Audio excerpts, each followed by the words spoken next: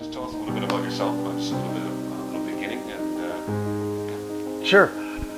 Anyway, yeah, just basically about my life. A little different from maybe some, but 2 months old, I was adopted out, and I guess into a basically all white family, and grew up with them till I was basically 31.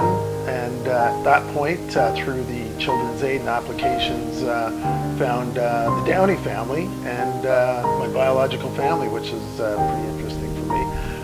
But to get there, I guess what happened was, and I wasn't born at that point, but my mom, Divina, who had 8 of her own kids, was, I guess, getting a separation at that point, leaving Nova Scotia and coming to Toronto. And I guess at that point she met my father. I think it was around Bathurst and Finch area where she was living with my Uncle Gordon.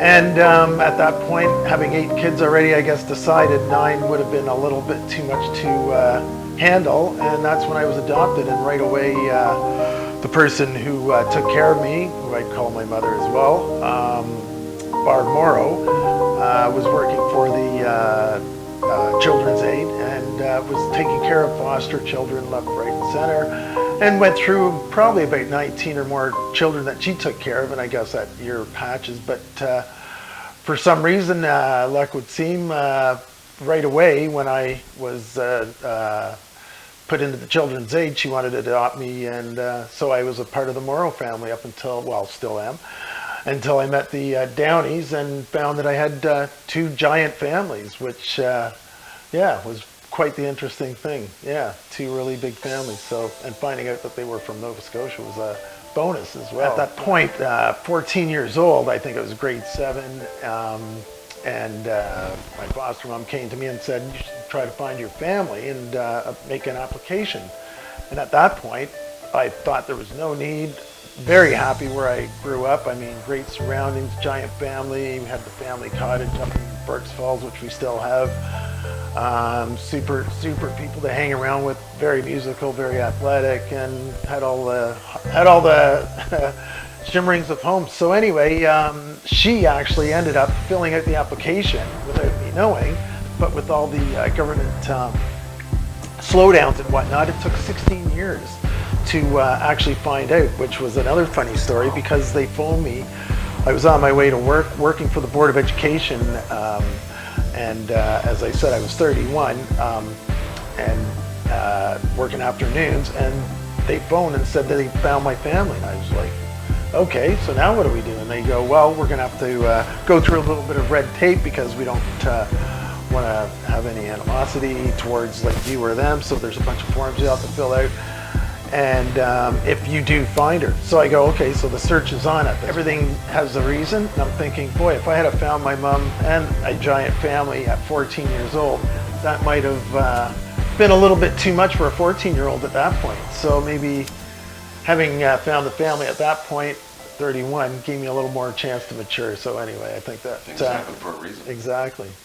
Well, basically, Mike gives us some going through insight school wasn't to his an easy journey thing for me. through education. I was a all-right student. I'd classify myself as a C+, basically. But anyway, and so I had to really work at it, and found that if I didn't apply myself, I probably would have got lost in the shuffle and not made it through. So I always thought, you know, like one of the things that you always kind of have to do is keep your eye on the prize, focus, and then give yourself some direction. 13 years old, ended up getting what I thought was a pretty good job at the bowling alley. And so that was a pretty good job because you could work your way from squirting shoes to going back and being a mechanic in the back and fixing the actual hydraulics in the back there with the bowling lanes. So anyway, after that, kind of really liked working and saw the benefit of having your own money rather than relying on other people, like your parents and whatever other ways you got money, birthdays, and ended up taking on lawn businesses and getting allowance for cutting lawns. And then I ended up going around the neighborhood cutting lawns, and then going with friends who had cars older than me and starting little businesses. And then from there, that was another motivator to kind of quit the bowling alley. And I found another job while I was just in high school, working as a caretaker at the Board of Education. And that was a really good job because the board government paid very well. And being 16, 17 at that point, making $4 an hour doesn't sound like much at this point, but in 1981, that was a lot of money. In between that, tried to get on as an electrician, and that's when I went through George Brown. And then after that, when it didn't succeed, found out that they were hiring engineers with the Board of Education, and all I had to do was go to George Brown and get my engineer's certificate, with fourth class engineer's certificate, which I did, and then became an engineer, which was a great job.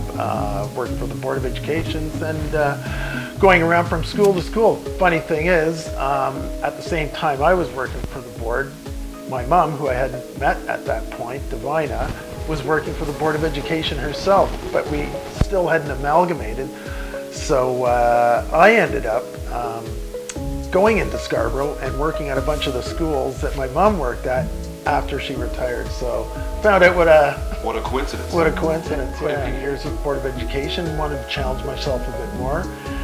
Found that some friends of mine on the fire department were saying that it'd be a pretty good job for someone like me because I, try to keep in shape, and I think that's part of the job of being a firefighter. So ended up just trying it and going to Seneca College, taking the course there for firefighting and fire suppression, passing the course, and then trying to pad my resume with different other things. And the Board of Education job, which had plenty of certificates in it with all the different courses that you had to take for the engineering staff. So ended up getting the job and worked out great. And were you full-time still with the Board of Education while you were taking your courses? Yeah, there wasn't too much threshold between, so I timed it out pretty good. It actually worked out really well that I was doing my exams while I was in the fire school and still working for the Board of Education. So I was doing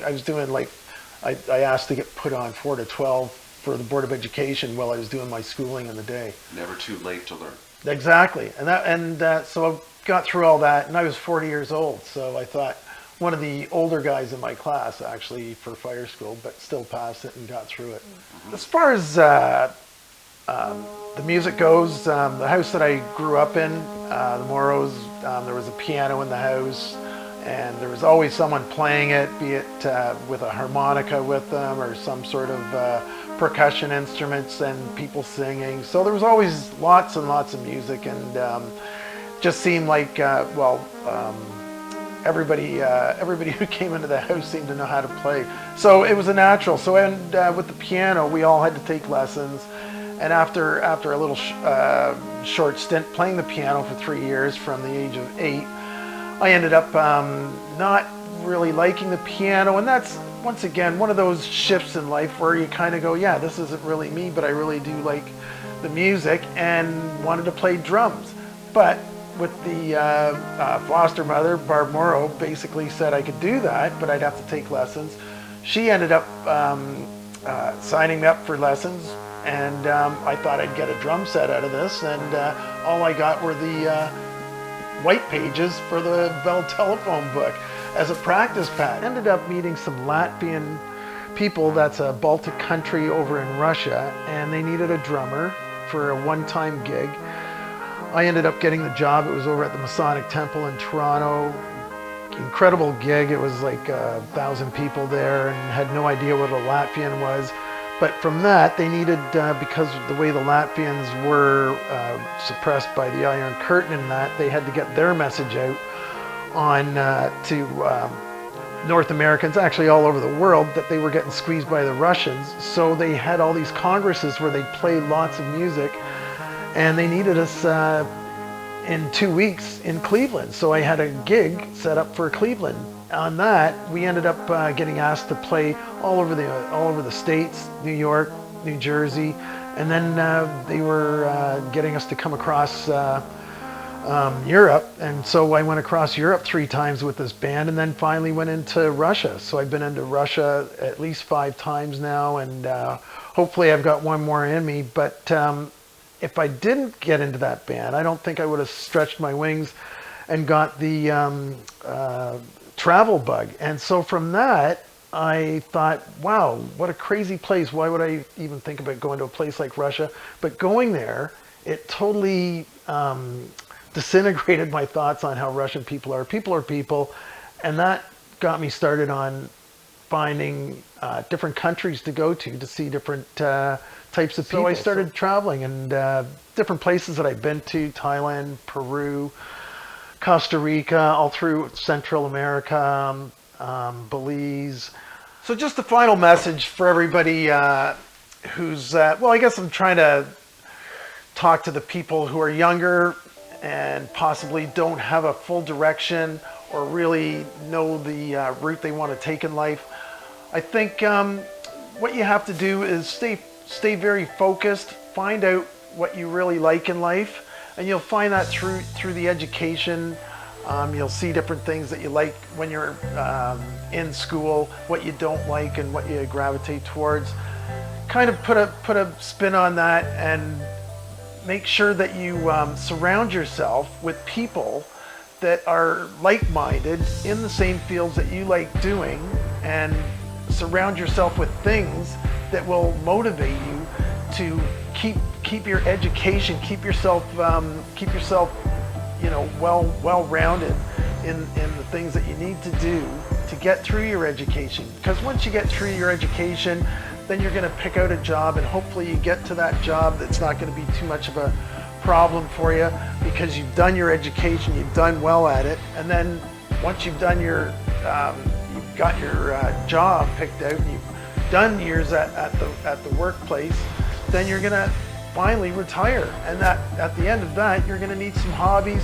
So surround yourself with things that you really like doing in life.